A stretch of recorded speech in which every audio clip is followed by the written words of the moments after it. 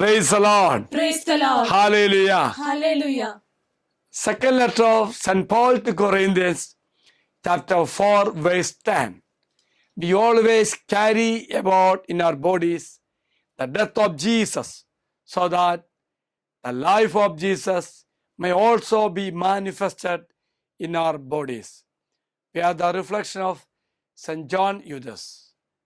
The passible and temporal life of Jesus in his mystical body, that is in Christians, has not yet reached completion. Dear friends, it is being completed from day to day in each true Christians, and it will be fully completed only at the end of time.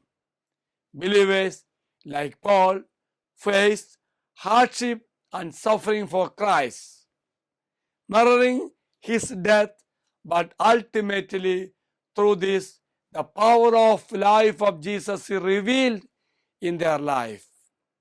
Dear friends, this verse is powerful reminder that believers are called to live a life that is reflect the life, death and resurrection of Jesus, even in the face of adversity.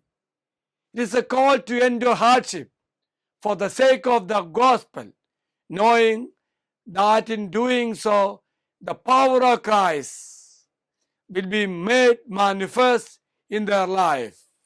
So let us pray. Heavenly Father, imprint on my mind that my task, like that of all Christians, is to build up Christ's body on earth. Let me do whatever for this task and shun whatever hinders it. The Lord be with you. And also with you. May Almighty God bless you, Father, Son, and the Holy Spirit. Amen. Have a great day to everybody. Thank you, Father.